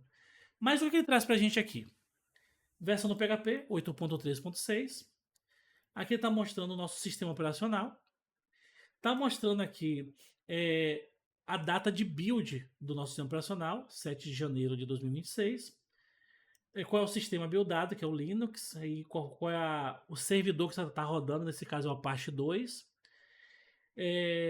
Se tem suporte a diretórios virtuais, está desabilitado. Onde é que está o arquivo de configuração do PHP? O nosso php.in está nessa pasta aqui, que é o etc php 8.3 Apache 2. Então tudo que a gente precisar está aqui, ó. Cara, eu tenho suporte, por exemplo, à biblioteca GD. Vamos descer um pouquinho aqui. Cadê aqui? Deixa eu dar um Ctrl F em GD. Tá ali, ó. Cadê? Suporte ao GD habilitado. Ah, eu tenho suporte FTP, suporte FTP habilitado. Então a gente consegue ver tudo do PHP aqui. Beleza? Sim, Irã. Inclusive a gente vai apontar também um domínio aqui. Eu comprei um domíniozinho pra gente poder apontar aqui. Na verdade, ele já está apontando para outro servidor. Se a gente acessar aqui, por exemplo, o nosso beautybook.app.br. Cadê aqui? Beauty. Escrevi errado aqui. beautybook.app.br. E já aponta para isso aqui. Ou seja, eu já tinha instalado a aplicação lá naquela outra máquina virtual. Mas eu vou fazer os novos apontamentos aqui para que você possa ver como é que faz. É bem tranquilo. Inclusive, a gente vai utilizar mais uma coisa profissional aqui, que é o Cloudflare. A gente vai utilizar o Cloudflare para poder fazer esse apontamento. Beleza? Mas eu vou mostrar para vocês aqui tudo que vocês precisam saber. Vamos lá. Então aqui, ó, um pouquinho mais para baixo, ele diz, ó o que ele falou aqui, ó. Cara, remove essa merda depois que tá de boa aí, né? Então vamos lá remover esse arquivo aqui que foi só para testar, né? Então rm phpinfo.php. Então ls não tá mais lá, beleza? Lembrando, pessoal, que tudo que eu estou fazendo aqui vocês podem replicar isso para outros servidores, certo? Então vim aqui. E é o seguinte, cara, olha que interessante. Isso aqui eu instalei agora há pouco. Então, deixa eu até conferir aqui se está tudo aqui. Deixa eu pegar aqui o Anti-Gravity. A gente tem aqui o curl, eu já instalei. Quando eu não coloco a versão, ele pega a do sistema, a que está instalada, né? 8.3. Nesse caso eu coloquei explicitamente aqui, mas não precisava. Então o CLI tá ali, o curl tá ali, o MBStrings eu acho que também tá ali, eu acho que eu vi ali o MBStrings tá aqui. O XML também tá aqui e o zip tá aqui também. Então tava um pouquinho mais abaixo, ou seja, até aquilo que eu passei para vocês, se vocês não quiserem instalar isso aqui tudo, só isso aqui já é suficiente. Por isso que algumas coisas ali eu falei, não vai precisar não. Então isso aqui São as coisas básicas que a gente precisa para a maior parte das aplicações aqui PHP. Aí é o seguinte, beleza, cara. Agora que a gente vai fazer aqui, a gente pode modificar o address, né, o endereço do MySQL, se a gente quiser. Tá aqui. Então vamos fazer isso aqui, ó. Copy aqui. Rodar isso aqui. E aqui dentro vai ser o seguinte, ó. Encontra essa linha aqui, ó. Bind address. Então vamos ver aqui, ó. Tá aqui, ó. 127.0.0.1. A gente vai modificar para 0.0. O que aqui? 0. Então 0 também. Ctrl O para salvar, Ctrl X para sair e vamos reiniciar o nosso MySQL. Aqui, ó.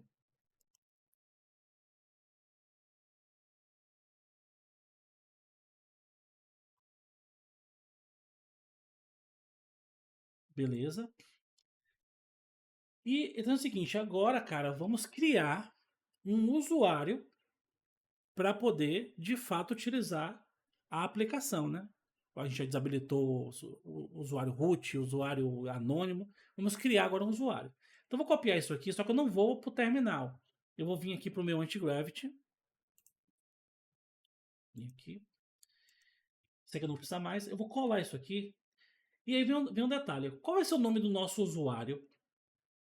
Para esse exemplo, eu vou chamar ele de admin. Beleza. E ele vai ser identificado por qual senha? Como eu coloquei uma senha mais fraca, eu posso simplesmente botar uma senha mais de boa aqui. Eu vou botar aqui, por exemplo, ó. Vou botar isso aqui. 1, 2, 3, 4, 5, até 8. Né? Se vocês colocaram medium, vocês vão ter que agora colocar uma senha mais difícil aí para vocês. Então, ó, uma vez que eu rode esse comando aqui, ele vai criar o usuário, depois eu preciso garantir aqui que ele tenha acesso a todos os privilégios. Isso aqui significa o seguinte, que ele vai ter acesso a todos os bancos de dados de todos os servidores. Então, vou vir aqui e colocar... O ruim da IA é isso aqui, essa insistência de que às vezes a gente não quer e ele fica insistindo. Então, eu vim aqui, ó, vou colar aqui. E depois a gente vai fazer um flush dos privilégios, né? Então vou vir aqui, copiar essa linha. Aqui vai ser linha a linha, certo? Vou vir aqui, acessar o meu MySQL. Então sudo MySQL. Estou errado, MySQL. Lembrando que também poderia ser via Docker isso aqui, né? Então vou criar um usuário aqui. Ele está dizendo que o usuário que eu informei ele não satisfaz as políticas, né? Estranho porque eu tinha colocado a opção ali coisa. Mas vamos tentar colocar uma senha um pouquinho mais difícil. Deixa eu voltar aqui no anti-gravity. Vamos colocar uma senha aqui chamada curso php arroba 2026. Essa senha aqui. Opa. E tentar rodar isso aqui de novo. Vamos lá. Olá. Agora ele gravou. Show de bola. O que a gente vai fazer aqui, ó? Deixa eu até fazer uma coisa legal aqui, ó. Que é... Cadê? Gravar dentro do nosso projetinho aqui, ó. Esses dados aqui. Né? Só que, obviamente, eu não posso versionar isso aqui porque estaria dando vacilo lá. Então, vou botar aqui, ó. Credenciais.txt. E, obviamente, vamos vir aqui no git ignore e dizer, cara, ignora credenciais.php. Eu não quero, .txt, eu não quero versionar isso aqui, não.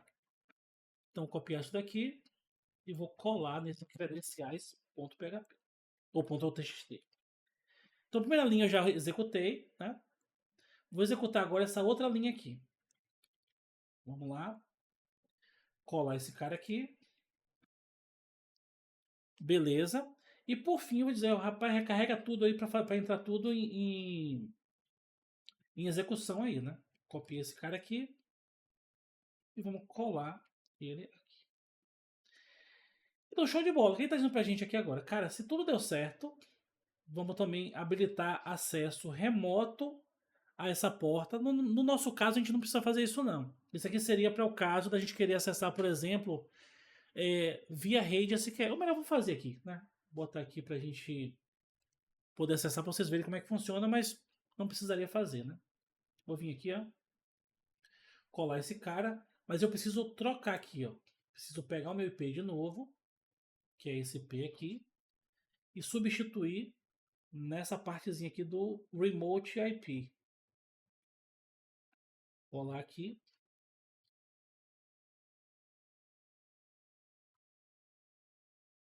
Vou ver o que foi que aconteceu.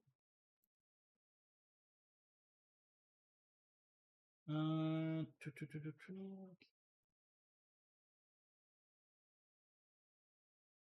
Na verdade,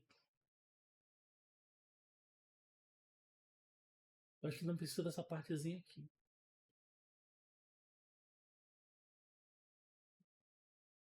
Vou cancelar aqui. Ah, tá. É porque na verdade eu tô dentro do MySQL. Vou sair aqui e vou rodar. Opa, deixa eu copiar isso aqui. Copiar aqui. Vamos apagar esse cara e colar isso aqui. A regra foi adicionada. Então, teoricamente, a gente conseguiria agora ter acesso a esse cara remoto. Vamos até testar, né?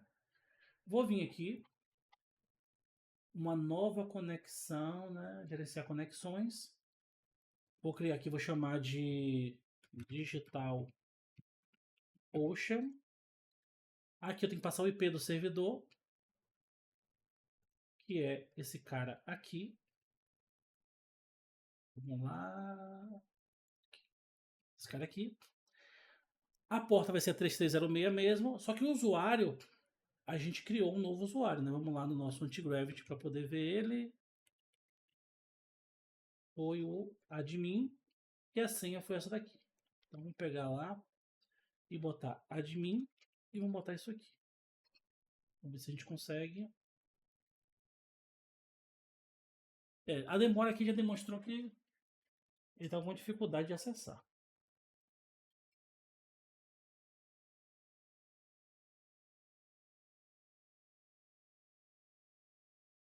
Pá, pá, pá, pá, pá, pá, pá. Por algum motivo ele falhou ali. Deixa eu ver se a gente tem algum passo adicional aqui. Teoricamente, só isso aqui já deveria habilitar o acesso à porta lá, né?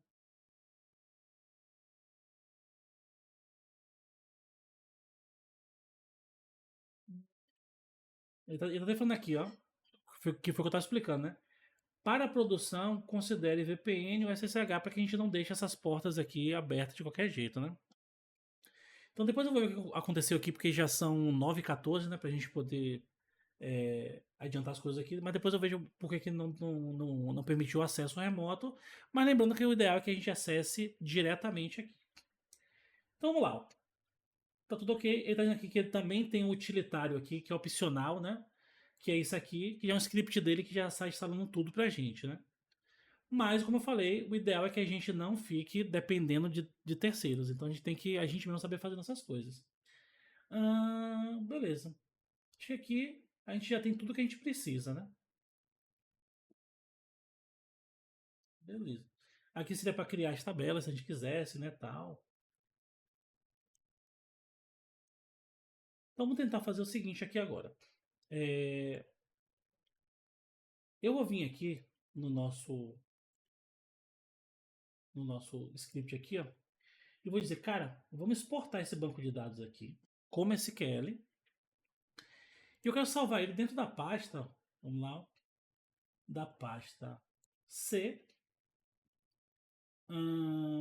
área do código, projetos, férias 2018, não foi isso aqui não, foi curso férias, Build Book App e vamos salvar aqui como db.sql.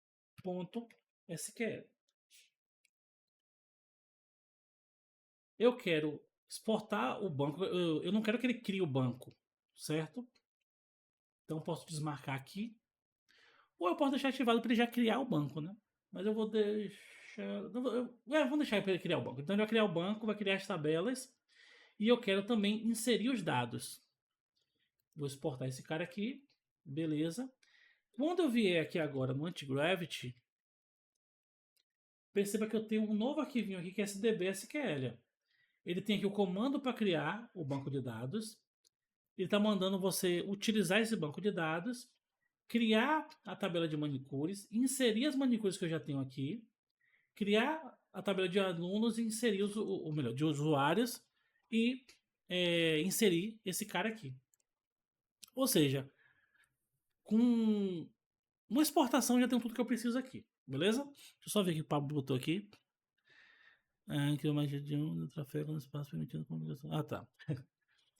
Então vou vir aqui, colar esse cara aqui. Deixa eu ver se eu tenho alguma coisa aqui.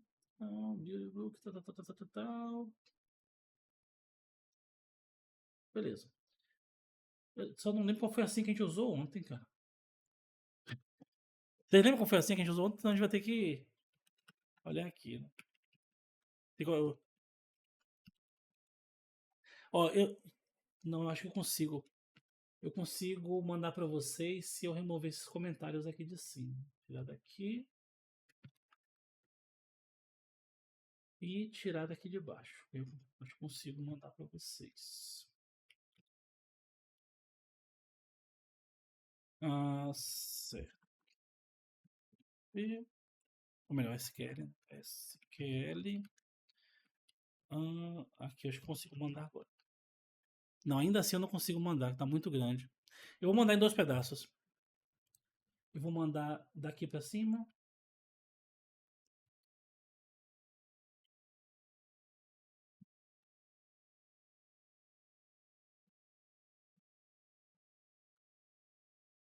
E daqui para baixo. Aí quando vocês forem importar aí, vocês criam um novo arquivinho, né? E cola esses 2 pedaços.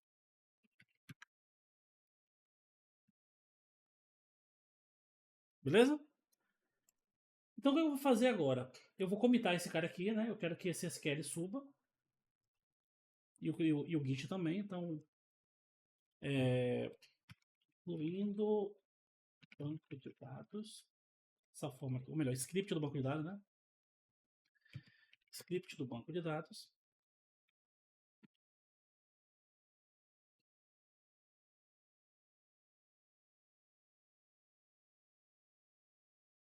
Beleza? E eu poderia também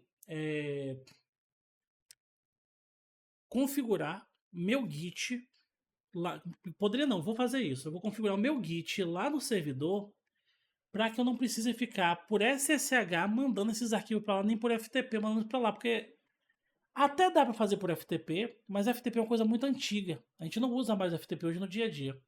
Com raras exceções, né? Mas normalmente a gente não usa mais FTP. Então eu posso fazer via Git. Eu configuro, porque lá é uma máquina Linux, né? E aí essa máquina Linux consegue pegar o meu repositório e baixar. E devido ao fato dele ser uma máquina Linux que permite que eu me configure, me conecte via Git e baixe, eu posso utilizar os recursos do GitHub Action. Que aí eu faço com que esse processo de atualização seja automático, que é o que a gente vai ver amanhã, beleza? Mas para hoje, vamos fazer o seguinte. Eu vou copiar isso aqui tudo, do jeito que está aqui. Vou vir aqui na minha máquina, de novo. E dentro dessa pasta app1, poderia ser em outro lugar, na verdade, mas dentro dessa pasta app1, eu vou criar um novo arquivo, então nano db.sql, e vou colar esse conteúdo todo aqui, Ctrl O e Ctrl X, beleza? E o que eu vou fazer? É possível importar para dentro do MySQL esse arquivinho aqui. Só que, deixa eu só me lembrar qual é a tag, que eu acho que eu só botar uma setinha. Bota aqui, ó. Importar banco MySQL por linha de comando no Linux. Só ver aqui. É um tipo de coisa que a gente não roda toda hora, mas é só botar setinha aqui, foi como eu imaginei. Então vocês vão vir aqui, ó, e vão fazer mais, ou melhor, vamos fazer 2 coisas aqui. A primeira coisa é verificar se aquele usuário que a gente criou de fato consegue acessar o banco, né? Então, MySQL, a gente tinha rodado tudo com sudo, que é a forma que eu forço ele a entrar com o usuário root do servidor. A gente não vai fazer isso na vida real, né? A gente pode fazer, obviamente, para configurar, mas para utilizar na nossa aplicação não vai ser desse jeito. Então, vou botar MySQL-u, que é o usuário, e vou botar admin, que é o usuário que a gente criou, "-p", e não digito a senha. Eu posso digitar a senha aqui, mas não é interessante que eu digite a senha, por quê? Porque fica no histórico do terminal. Então, outro usuário pode vir aqui usar, né? Outra pessoa pode acessar o terminal de repente e olhar o meu histórico ali. E ele vai ver a senha. Então, eu boto só P. Quando eu dou Enter, ele pede essa senha. Aí eu posso vir aqui no Antigravity, cadê ele?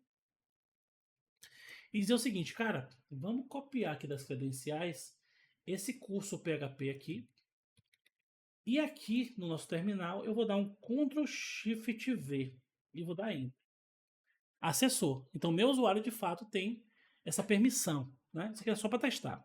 Vou sair dele e vou fazer o seguinte: a mesma coisa que a gente rodou aqui, só que no finalzinho aqui, ó, a gente vai colocar essa setinha, ó, o nome do banco e a setinha. No nosso caso aqui, como a gente já tem, a gente não tem um banco, vamos ver se ele consegue fazer direto aqui a criação do banco. Então, setinha apontando para a esquerda, né? Menor que db.sql. Tá pedindo a senha.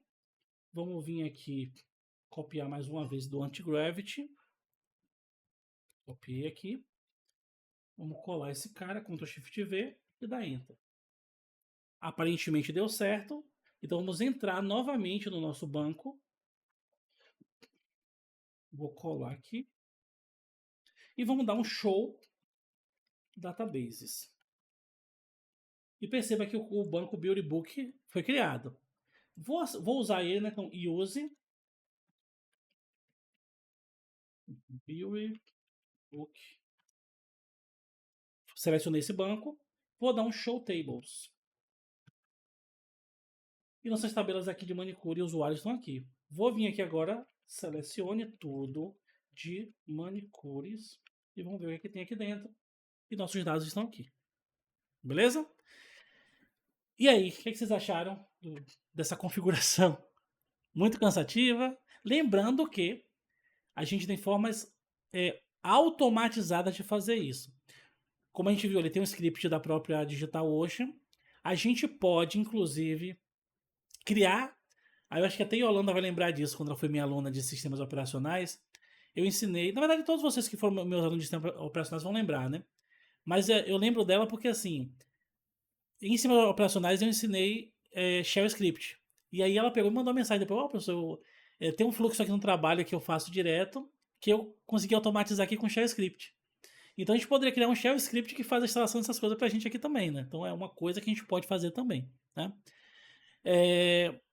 Isso, Pablo, bem sinalizado. Força vocês a se acostumarem com o terminal. E aí, novamente, todo mundo que foi aluno meu aqui, seja de sistemas operacionais, seja de sistemas distribuídos, vão lembrar que eu sempre falava o quê? Não tem como fugir de terminal. No momento ou outro, vocês vão ter que se deparar com o terminal e vocês começaram a ver agora como é que a vida acontece, né? Lembrando que tudo que a gente fez aqui ainda é uma forma muito rudimentar de fazer. Hoje em dia tem formas mais automatizadas. A gente pode fazer inclusive via Docker, que era muito mais rápido. Via Docker, eu criar um arquivo ali, Docker Compose, rodaria um comando ali, ele, obviamente tem que instalar o Docker, e faria também essa instalação. É uma outra possibilidade. Mas isso aqui é um papo para um outro curso, um outro momento, porque Docker tem todo um conhecimento que vocês precisam ter para poder mexer com ele, né? Mas é isso. E aí, por hoje, o que vocês acharam? Cansativo, mas top. Lembrando que bem, assim, é de fato cansativo nesse primeiro momento, principalmente para vocês que ainda não tiveram essa experiência. É como eu falei, se eu não estivesse explicando, eu teria terminado isso aqui, sei lá, em 20 minutos. Ou até menos, não sei. Mas, como eu estava explicando, a gente levou aqui, sei lá, 2 horas, 1 hora e pouco para poder fazer tudo isso aqui, porque eu tinha que explicar passo a passo o que estava acontecendo. Mas depois vocês pegam a mãe, isso aqui é rapidinho. Isso é uma forma profissional de fazer? É. Mas não é a mais automatizada. A gente tem outras formas bem mais automatizadas de fazer isso aqui. mas do jeito que está aqui, a gente está fazendo de uma forma que a gente está configurando conforme, inclusive, o próprio DigitalOcean sugeriu para gente. Beleza? Então é isso, pessoal. Por hoje é isso. Eu vou. Infelizmente, eu tô devendo algumas coisas para vocês. A gente vai ter que tentar ao máximo otimizar na aula de amanhã. A gente vai precisar terminar aqui a configuração, né, de instalação da nossa aplicação e terminar de configurar lá a proteção da rota da aplicação e começar a ver também algumas coisinhas de como pedir para IA terminar. Eu vou parar a gravação aqui